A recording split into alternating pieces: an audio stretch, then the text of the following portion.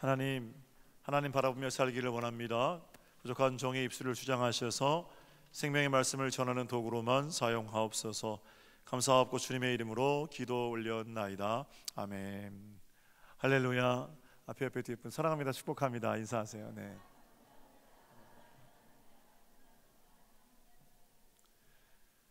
우리가 성령을 따라 행할 때 우리 삶 가운데 맺혀지는 세 번째 열매의 이름은 평화입니다. 2주 전에 사랑 열매, 바로 지난주에 기쁨의 열매, 이번 주는 평화의 열매에 대해 생각해 보겠습니다. 평화는 히브리어로는 샬롬이고요, 헬라어로는 에이레네입니다. 우리 주님께서 이 땅에 오실 때 누가는 기록하기를 천사들이 하늘에서 합창을 했는데 지극히 높은 곳에서는 하나님께 영광이요, 땅에서는 그의 기뻐하시는 사람들 중에 평화로다 그랬죠. 주님께서 오실 때 이 땅에 평화의 노래가 울려 퍼졌습니다. 주님은 오실 때부터 평화를 가지고 달고 오신 분이시고요, 33년간 이 땅에 사시면서 가는 곳마다 평화 없는 땅이 예수 그리스도로 인하여 평화가 되었습니다. 각종 끊어진 관계들이 회복되고 예수님 가시는 곳마다 평화의 노래가 울려 퍼졌습니다. 그리고는 마침내 십자가에 돌아가심으로 완전하고 넉넉한 하나님과 우리 사이에 평화를 이루어 주셨습니다. 주님께서 십자가의 제물 되심으로 화목하게 된 우리는 주님의 부활과 함께 또 다른 평화를 맛보게 되는데, 예수님께서 부활하신 후에 제자들에게 오셔서 처음 하신 말씀이 에이레네입니다. 성경에, 헬라어 성경에 에피우사오, 에이레네 이렇게 되어 있거든요. 에피우사오는 숨을 불어넣는다는 거예요. 예수님께서 숨을 내쉬며 가라사대 성령을 받으라, 그리고 너희에게 평안이 있을지어다. 이 말씀이 부활하신 주님의 말씀이십니다. 그러므로 예수님은 태어나심으로부터 이 땅에 살아가시는 세월은 물론이거니와 돌아가시는 일, 그리고 부활하셔서 처음으로 제자들에게 주시고 싶으셨던 것이 바로 평화입니다. 평화의 왕이신 주님을 따라 이 땅 가운데 평화를 누리며 사는 여러분 되시기를 우리 주님의 이름으로 축복합니다. 자, 그런 주님 사도 바울은 만났죠. 그리고 나서 편지 곳곳에서 평화의 왕이신 주님을 이야기합니다. 그리스도인들은 평화의 왕이신 예수님의 다스리심을 받는 사람들입니다. 그러므로 왕의 다스리심에 순종한다는 것은 우리가 살아가면 살아갈수록 평화가 더 많아진다는 것이고, 우리는 평화를 만드는 사람들로 살아가야 한다는 명령이기도 합니다. 오늘 본문에서 사도 바울은 우리가 성령을 따라 행할 때 우리 삶에 평화의 열매가 맺혀진다 이렇게 말합니다. 오늘 본문 편지뿐만 아니라 사도 바울의 편지 곳곳에서 평화에 대한 메시지를 발견하게 되는데, 제가 두 군데만 읽어드릴게요. 여러분 공통점을 좀 발견해 보십시오. 5장, 로마서 5장입니다. 그러므로 우리가 믿음으로 의롭다 하심을 받았으니 우리 주 예수 그리스도로 말미암아 하나님과 화평을 누리자. 에베소서에는요, 그분은 우리 화평이십니다, 그분이 둘로 막힌 것을 하나로 만드셨습니다 이렇게 쓰여 있고요. 골로새서에는 우리가 잘 아는 말씀, 그리스도의 평강이 당신들의 마음을 주장하도록 하십시오. 평화에 대해서 말할 때 사도 바울이 에베소 교회나 로마 교회나 골로새 교회에 말하고 있는 공통점이 있습니다. 여러분 찾으셨어요? 이 에이레네는, 이 평강은 예수 그리스도로부터 오는 평강입니다. 사도 바울이 말하는 평화는 사람들이 말하는 평화 통일 또는 평화 세상, 이런 평화는 좀 구분되는 지점이 있는데 바로 예수 그리스도 그분께로부터 오는 평화라는 겁니다. 세상이 말하는 평화와는 좀 다릅니다. 힘의 균형으로서의 평화, 전쟁을 억제하는 전투 능력을 상대방이 가지고 있을 때 서로가 서로를 견제함으로 오는 일시적인 평화, 또는 어떤 조건이 딱 맞을 때 그들에게 임하는 아무도 공격하지 못하는 상태로서의 평화, 이런 것들을 말하는 것이 아닙니다. 하늘로부터 내게 흘러 들어와서 나를 흠뻑 적시고 흘러 넘쳐나는 그런 평화를 말합니다. 일시적인 평화가 아니고 영원한 평화이고, 외연적인 평화가 아니고 내면적인 평화이고, 바로 이것이 사도 바울이 말하는 예수 그리스도로부터 우리에게 오는 평화의 공통점입니다. 사람들의 평화는 유한하지요. 지난 10월 9일이 전 세계 유대인들의 대속죄일이었습니다.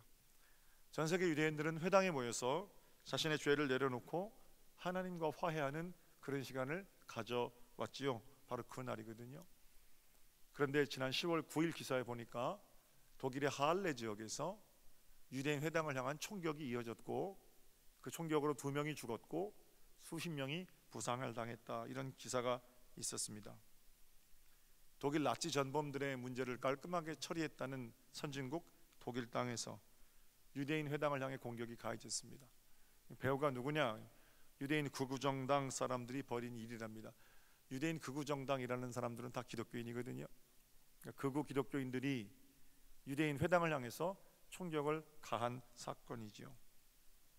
독일이 어떤 나라입니까? 전범들에 대한 재판이 이루어졌고 지금도 나치가 살았던 집에는 그 집 앞에 나치 문양이 그려져 있어요.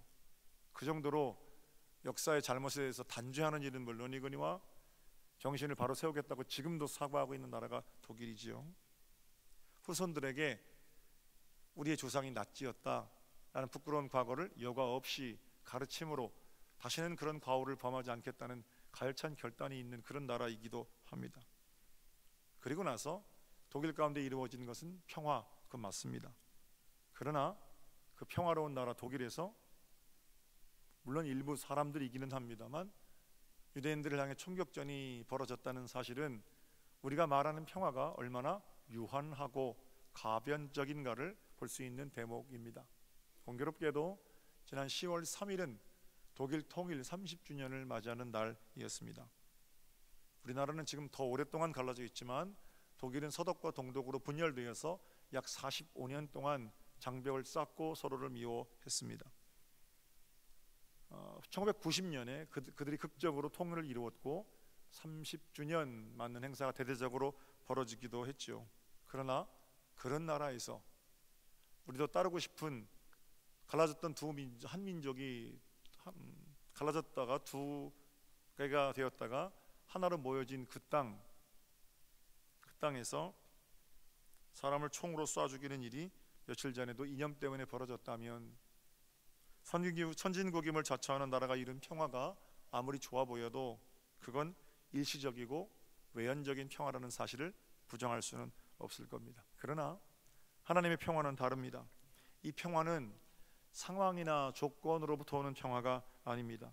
하나님께로부터 내게 주어지는 평화이고 예수님께서도 당신의 평화는 세상이 주는 평화는 다르다, 이렇게 말씀하십니다. 요한복음 14장 보세요. 평안을 너희에게 끼치노니 곧 나의 평안을 너희에게 주노라. 내가 너희에게 주는 것은 세상이 주는 것과 같지 아니하니라. 예수님의 평화는 세상이 말하는 평화와는 다르다. 뭐가 다릅니까? 우리 주님 주시는 평화는 하늘로부터 내게 임한 평화이고 상황이 좋아져서 이루어진 평화가 아니기 때문에 상황이 나빠져도 이 평화는 침해받지 않습니다. 풍랑이 잠잠해져서 부르는 그런 평화 노래가 아니기 때문에 풍랑이 멈추지 않더라도 이 노래 역시 멈출 수 없다라는 겁니다. 나치 전당의 총질에도 굴하지 않는 평화고 일본 제국주의 또는 공산당의 폭력 앞에서도 흔들리지 않는 그런 평화입니다.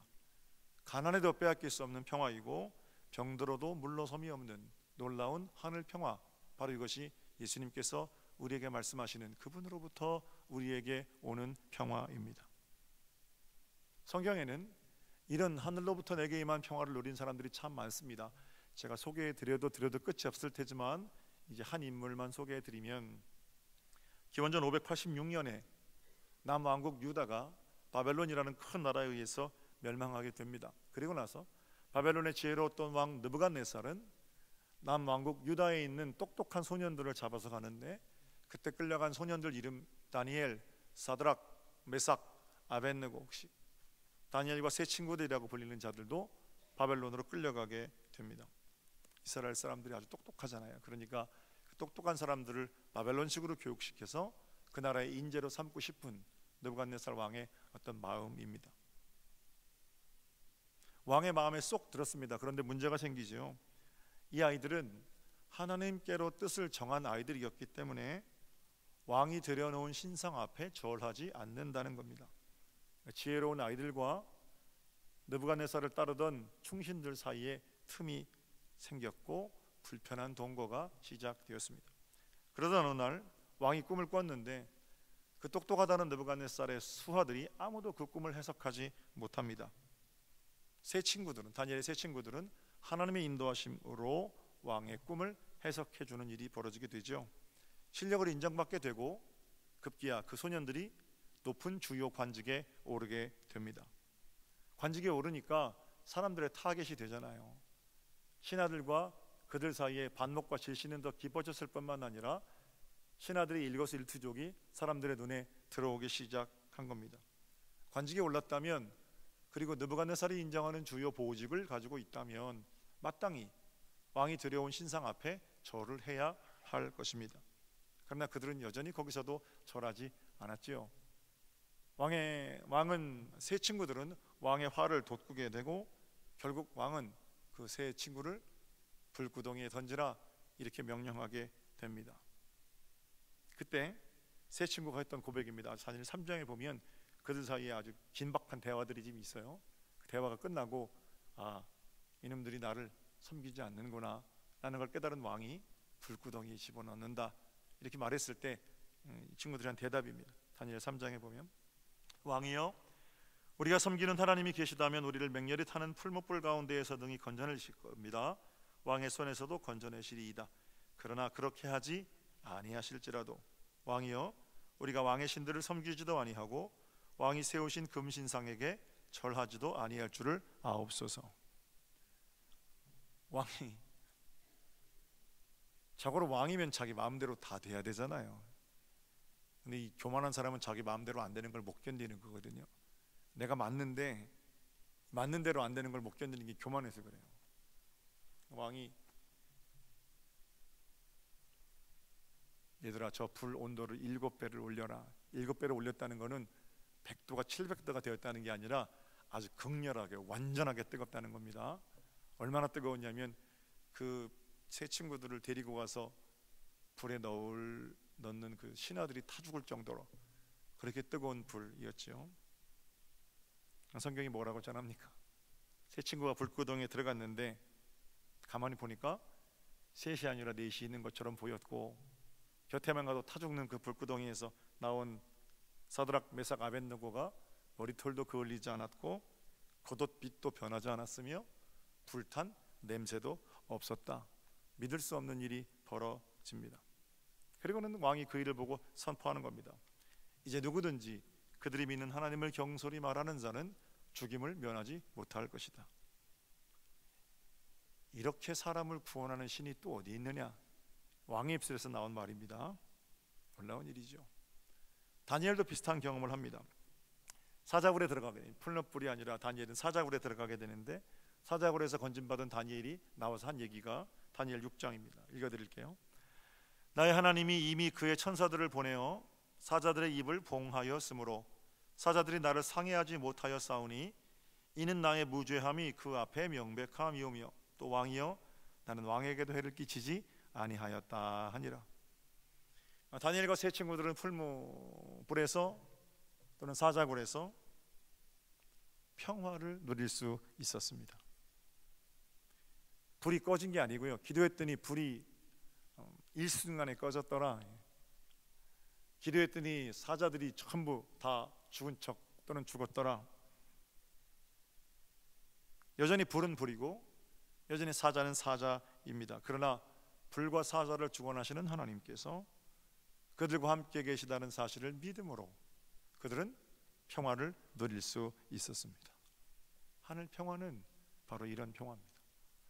아직 우리 인생에 맹렬히 타는 풀무불이 꺼지지 않았을 수도 있고요, 지난주만 해도 청천벽력 같은 슬픔을 만나신 분들도 계시고 오래된 질병이 나을 기미가 보이지 않아서 마음심이 괴로운 그런 시절을 사실 수도 있지만 여전히 풀무불 가운데 사자의 이빨 가운데 하나님을 볼 수 있는 자들은 하나님께서 주시는 평강으로 평화의 삶을 살아낼 수가 있다라는 겁니다. 어떻게 이 평화가 이루어졌습니까? 예수 그리스도께서 십자가를 지고 돌아가심으로 이 평화가 시작되었습니다. 대가 없이 이루어진 것이 아니란 말씀이에요. 엄청난 대가를 치르고 값을 치르시고 우리 가운데 사 주신 평화입니다. 스펄전 목사님이 이 대목을 설교하면서 이렇게 설교하세요. 다니엘이 사자굴에서 평안히 잠을 자는 동안 저 하늘의 궁전에서는 하나님께서 다니엘을 지키시기 위해서 잠을 이루지 못하고 계셨다. 정말 그랬는지 안 그랬는지는 잘 모릅니다. 그러나 설교자의 위대한 통찰이라고 저는 생각합니다. 우리에게 평화를 주시기 위해서 그 평화의 대가를 치르신 하나님의 아들 예수 그리스도, 그분을 바라볼 때 내가 평화롭게 사는 이 삶이 얼마나 귀하고 값진 것인가를 다시 알 수 있습니다. 이 사실을 너무 잘 알고 있던 사도 바울은 어디로 가든지 평안을 누리며 살 수 있습니다. 여러분, 내게 임한 하늘 평화, 그 평화로 여러분들도 평화하기를 원합니다 라고 편지하는 겁니다. 사랑하는 여러분, 여러분과 제게 자유가 있습니다. 우리는 로봇이나 기계가 아닙니다. 우리에게 주신 자유를 가지고 육체의 일을 선택할 것인가, 성령의 일을 선택할 것인가 하는 것은 우리의 선택의 문제입니다. 부디 성령의 일을 선택하십시오. 그리고 그 일 가운데 성령의 일을 지속적으로 선택하며 살아가는 가운데 우리의 삶에 저절로 맺혀지는 평화의 열매, 그 아름다운 평화로 가득한 삶을 살아가시기를 우리 주님의 이름으로 축복합니다. 저는 2019년 대한민국 다른 무엇보다도 다른 9가지 열매가 참 많지만 그 중에 평화의 열매가 가장 필요한 열매가 아닌가 생각합니다. 극한의 대립 속에서 좀 더 깊은 차원의 진리를 깨달은 사람들은 날마다 평화의 완충지대를 좀 만들어 갑니다. 근데 그런 게 지금 없잖아요. 끝까지 가보자 이런 거 아니겠어요? 자식이 싸울 때 제일 가슴 아픈 건 부모지만 부모는 이 자식도 저 자식도 내 자식이기 때문에 그들이 와서 함께 평화할 수 있는 완충지대를 만들어가는 성숙한 사랑 가지고 있는 게 부모잖아요. 물고 뜯으면 피차 망합니다. 불과 우리나라 500년 1000년 전에 사화, 당쟁 그러다가 우리나라 망했잖아요. 정권이 바뀔 때마다 전 대통령이 감옥에 가는 이런 악한 분열의 역사가 되풀이돼서는 안 돼요. 허물을 들추는 일에 눈이 벌겋게 달아올라서 어디 그런 사람들 하나님 이름 팔고 있지만 기독교인 같습니까? 저는 그렇게 안 보입니다. 우리는 분열을 만드는 사람들이 아니라 평화를 만드는 사람들임을 반드시 기억하셔야 합니다. 광화문이든 서초동이든 하나님의 이름 가지고 경거망동하면 안 된다는 거예요. 이런 말씀을 제가 드리면 별로 득이 안 돼요. 어디서든 대접을 못 받거든요. 광화문 진영에서 서초동 진영에서 그럼 당신의 정치적 철학은 뭡니까? 저한테 이렇게 물으시는 분도 계시고요. 교회가 확실하게 나서야지 어중간하게 맨날 그렇게 중간지대 비겁한 양비양시입니다 이러면서 얘기도 하고. 교회는 그런 곳입니다. 제가 말씀드리는 것이 비겁한 양비양시가 아니라 그렇게 자기 쪽으로 끌고 가서 하나님을 내 편 삼으려는 사람들이 그릇된 흑백 논리에 사로잡혀 있는 거예요. 제가 옳다는 게 절대로 아닙니다. 하나님 말씀이 옳아요. 교회는 죄인에게 판결을 선고하는 판사도요, 그 판사와 그 판결을 선고받는 죄인이 똑같이 예수 믿고 새로운 삶을 얻는 곳이 그 교회입니다. 교회는 손만 대면 병을 고치는 위대한 화타, 영이와 온몸에 수백 가지 질병을 가지고 사는 환자, 그이가 함께 예수님으로 구원받아야 하는 것이 교회예요. 대기업 총수 뿐만 아니라 말단 직원도 똑같이 예수 믿고 구원받아야 하는 것이 바로 교회이고요. 예배당 들어오면서 한국당, 민주당, 계급장 다 떨어지는 게 그게 교회입니다. 정치 잘 하셔야 되죠. 근데 정치 노름에, 죄송합니다, 정치 노름이라고 해서 정치하는 그 일에 교회가 앞장서서 교회가 정치를 주도해야 한다, 그런 말씀에 현혹되어서 부디 우리 교인들 경거망동하는 일이 없기를 저는 소망하고요. 논쟁하다 보면 심한 말이 오갈 수도 있고 서로를 비판하는 건 당연한 일입니다. 그러나 정도가 있어야죠. 각종 혐오, 차별, 저주의 말들을 내뱉으면서 우리가 어떻게 평화를 만드는 사람들입니까? 오히려 그 시간에 내 내면 가운데 찾아온 고요한 평화를 기억하고 조용히 자기를 성찰하고 조용하지만 묵묵히 자기 삶의 자리를 빚어가고 만들어가는 것, 바로 그것이 평화를 만드는 사람들의 일이겠지요. 명심하십시오. 하나님 사랑이 덧입혀지고 하나님 평화가 부어질 때 우리는 비로소 그 평화를 가지고 나의 삶의 자리로부터 평화를 만드는, 빗자루 가지고 남의 삶의 자리에 어떻고 다 쓸어 다니는 사람이 아니라 고요히 내 삶의 자리를 점검하는 사람이 기독교인, 평화를 만드는 사람의 다름 아닌 겁니다. 다윗은 한 번의 욕정을 다스리지 못해서 자기 충신의 아내를 자기 침실로 불러들이지요. 그리고는 그와 통관한 후에 아들을 얻었습니다. 하나님께서는 그 아들을 합당하게 생각하지 않으시고 다윗의 눈물의 기도에도 불구하고 그 아들을 데리고 가셨어요. 하나님, 내가 잘못했지 이 아이가 잘못했습니까? 이 아이만은 살려주십시오. 눈물을 흘리며 소리를 지르고 옷을 찢으며 통곡했지만 결국 하나님 그 기도 들어주시지 않았어요. 그리고 나서 하나님께서 그 아이를 데려가신 자리에서 의관을 정지하고 내가 하나님 뜻이 그렇다면 하나님께서 하시는 것이 맞다, 다시 이제 정무에 전념합니다. 그리고 나서 그 밧세바를 통해서 아이를 또 하나 낳았는데 자기의 죄 때문에 죽은 그 큰 아들 아니고 두 번째 아들의 이름을 뭐라고 짓냐면 평화 이렇게 짓습니다. 평화는 샬롬이라고 그랬죠. 샬롬을 풀었으면 솔로몬입니다. 너는 평화의 아들로 살아라. 너는 아버지의 그 그릇된 어떤 욕망의 역사, 오역의 역사, 죽임의 역사, 오리아를 죽이고 이랬던 이런 역사 아니고 평화의 사람으로 살거라. 그리고 아들의 이름을 솔로몬이라고 지어요. 근데 그때 하나님의 사람 나단 선지자가 다윗에게 찾아옵니다. 하나님이 그 일을 기뻐하시고 하나님께서 그를 사랑하셨습니다. 사무엘하 12장을 보세요. 다윗이 그의 아내 밧세바를 위로하고 그에게 들어가 그와 동침하였더니 그가 아들을 낳음에 그의 이름을 솔로몬이라 하니라. 여호와께서 그를 사랑하사 선지자 나단을 보내 그의 이름을 여디디아라 하시니 이는 여호와께서 사랑하셨기 때문이더라. 아버지의 마음을 담아서 아들에게 샬롬, 솔로몬, 평화의 이름을 줬는데 나단 선지자는 그 아이의 또 다른 이름, 하나님께서 주신 이름을 말하는데 그 이름이 여디디아입니다.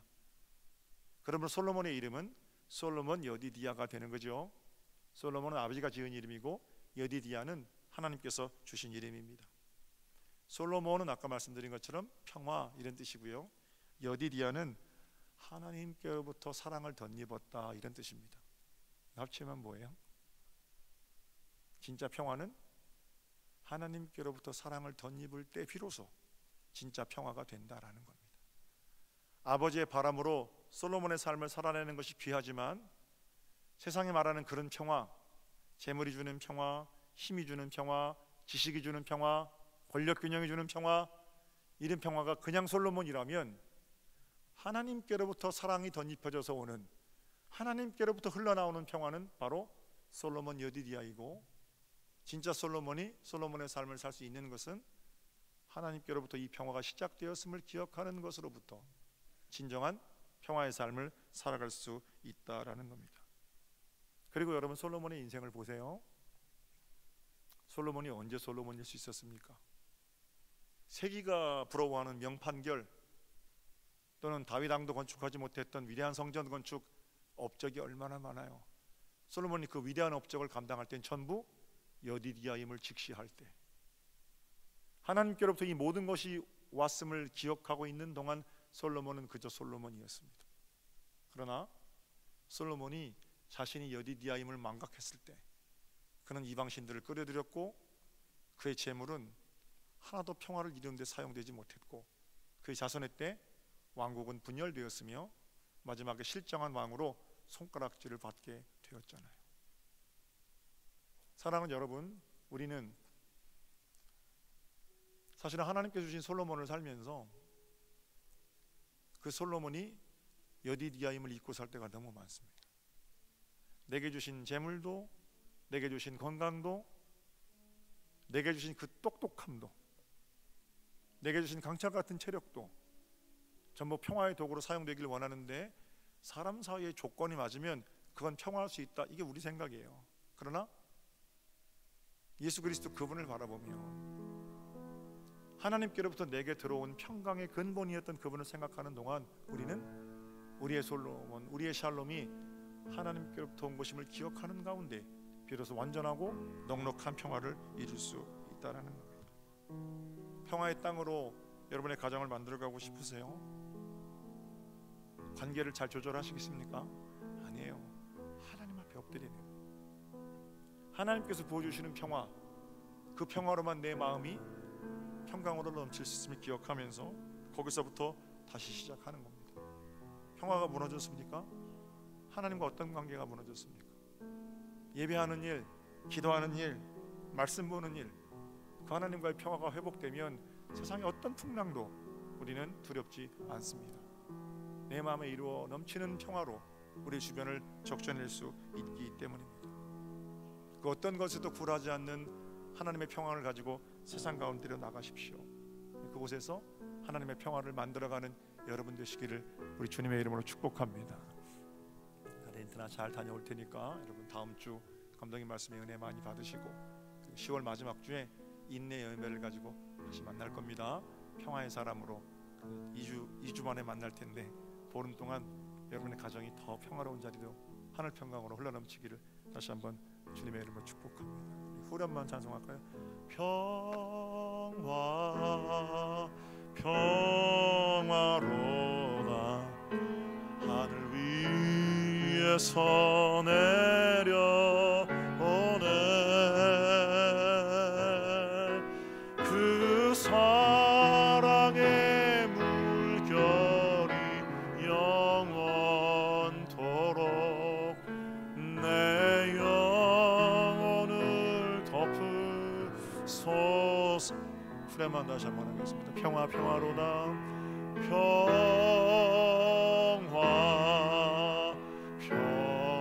평화로다 하늘 위에서 내려오네 그 사랑의 물결이 영원토록 내 영혼을 덮으소서. 기도하겠습니다. 하나님, 우리의 마음 가운데 평화가 없습니다. 주님께서 피로 값주고 사신 하늘 평화가 있음에도 불구하고 자꾸 그걸 망각하고 다툼과 분열의 일로 경거망동하여 나서는 저희들을 용서하여 주시옵소서.